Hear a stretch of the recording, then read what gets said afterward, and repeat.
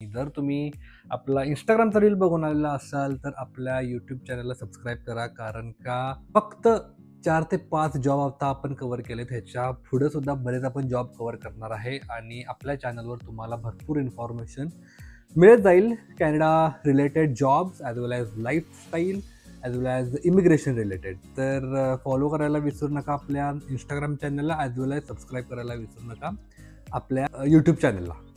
तर चला सुरुवात करूया इलेक्ट्रिशियन बद्दल इन्फॉर्मेशन घ्यायसाठी.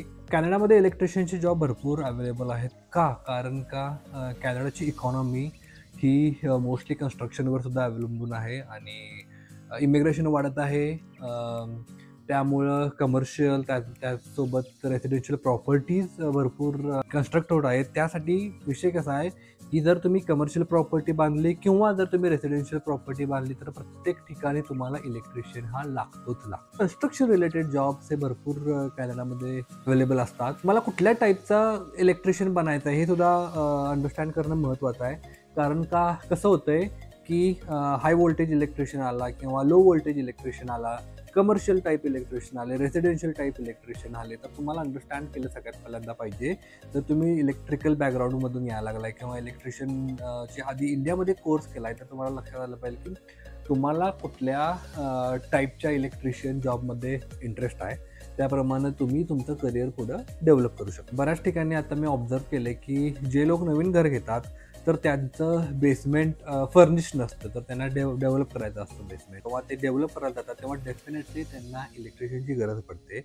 मला एक खोली असू दे किंवा 2 खोल्या असू दे, तुम्हाला इलेक्ट्रिशियनची गरज पडणारच आहे. कारण का हा असा एक जॉब आहे जिथं तुम्ही स्वतः करायचा प्रयत्न करत नाही. कारण का end of the day electricity आली आणि दॅट इज रिस्की. छोट्या मोठ्या जरी गोष्टी असेल तर तुम्ही ते करू शकत नाही. कम्पेअर टू प्लंबर जर तुम्ही विचार केला तर प्लंबिंगच्या गोष्टी जर तुमच्याकडे इक्विपमेंट्स असतील तर तुम्ही स्वतः ते करू शकता. It's not a big. छोट्या मोठ्या गोष्टींसाठी सुद्धा त्यांना इलेक्ट्रिशियनला कॉल करायला लागतो.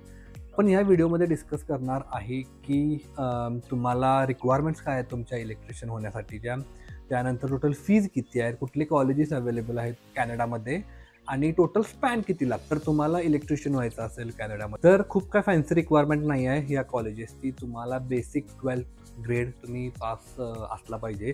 तर तुम्ही कॅनडामध्ये कुठल्याही इलेक्ट्रिशियनच्या किंवा इलेक्ट्रिकल कोर्समध्ये तुम्ही ॲप्लिकेशन करू शकता. तर तुम्हाला मी दाखवतो की कुठले कुठले कॉलेजेस फेमस आहेत ओंटारिओ सेक्शनमध्ये. कारण का मी ओंटारिओमध्ये राहतो त्यामुळे थोडीफार मला इन्फॉर्मेशन ओंटारिओबद्दल आहे. तर इलेक्ट्रिशियनच्या कॉलेजेसमध्ये काही तुम्हाला मी फेमस ओंटारिओतले कॉलेजेस सांगणार आहे ज्यामध्ये हा कोर्स अवेलेबल आहे. तर पहिलं आहे हंबर पॉलिटेक्निक कॉलेज, त्यानंतर आहे शेरिडन कॉलेज, त्यानंतर मोहॉक कॉलेज, फ्लेमिंग कॉलेज, त्यानंतर ऑल्गॉनक्विन कॉलेज, परत नायगरा कॉलेज अँड फॅन्शॉ कॉलेज. तर हे जे कॉलेजेस आहेत हे one of the good colleges आहेत. त्यामध्ये इंटरनॅशनल स्टुडंट्स बरेच ॲडमिशन घेतात. तर तुम्ही इंटरेस्टेड असाल तर ह्या कॉलेजेसच्या वेबसाईटवर जाऊन तुम्ही बघू शकता. तर काही कॉलेजेसना स्कॉलरशिपसुद्धा अवेलेबल असते, तर ती सुद्धा तुम्ही बघू शकता. पण इट इज लिटिल चॅलेंजिंग जर तुम्ही स्कॉलरशिप मिळवायचा प्रयत्न करत असाल तर इट्स नॉट लाईक की तुम्हाला इझिली मिळेल. फी जर तुम्ही कन्सिडर केली तर समवेअर बिटवीन इंटरनॅशनल स्टुडंटसाठी, लक्षात घ्या काही व्हिडिओमध्ये मी बोललेलो आहे की फी सांगितलं ही लोकल स्टुडंटसाठी सांगितलेली फी आहे. जे ऑलरेडी आर इन कॅनडा और त्यांच्याकडे सिटिझनशिप आहे और PR आहे, नॉट सिटिझनशिप ओनली PR आहे.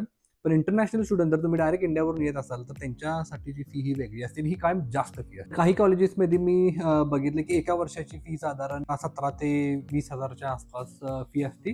तर जर तुम्ही हायर रेंज पकडला तर $20,000 म्हणजे जवळजवळ 12 लाख रुपयाच्या आसपास. ऑन द अदर हँड जर तुम्ही दुसऱ्या कॉलेजेसची फी कन्सिडर केला, 2 वर्षाचा कोर्स आहे तर त्याच्या पर सेमिस्टर 4 सेमिस्टर झाला टोटल, तर एका सेमिस्टरची फी साधारण 8 ते 9,000च्या आसपास. तर साधारण 4.5 ते 5 लाख रुपयाच्या आसपास एका सेमिस्टरची फी तुम्हाला भेटू शकते.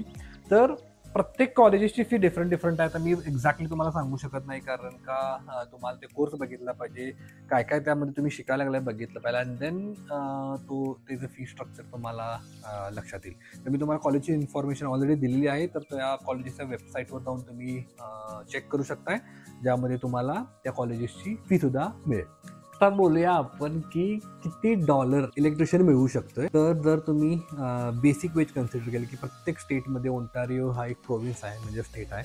तर त्याचे बेसिक वेज चार्जेस वेगळे असणार आहेत. परत दुसऱ्या प्रोव्हिन्सचे बेसिक चार्जेस वेगळे असणार आहेत. तर तुम्ही ओंटारिओमध्ये लोअर साईड कन्सिडर केला तर साधारण $18 पर आवर तुम्हाला वेज हे मिळू शकतं एका इलेक्ट्रिशियनला.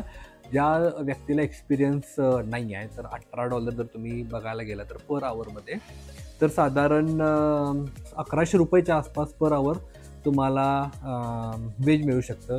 तर ॲव्हरेज सॅलरी कन्सिडर केला ही साधारण $35 आसपास पर आवर सॅलरी असणार आहे.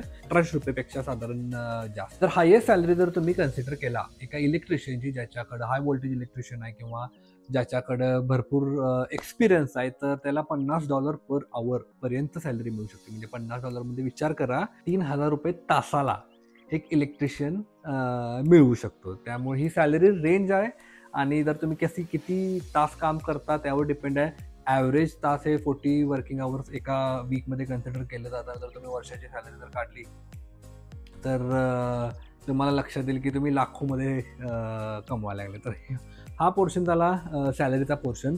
तर टोटल टाईम किती लागतो इलेक्ट्रिशियन व्हायसाठी, तर साधारण 4 ते 5 वर्ष ॲव्हरेज टाईम सगळ्यांनी सांगितलेला आहे सगळ्या कॉलेजेसनी और इन जनरल. कारण का प्रत्येक कॉलेजेसचा कोर्स वेगळा असतो, त्यामध्ये तुम्हाला इन क्लास ट्रेनिंग घ्यायला लागतं.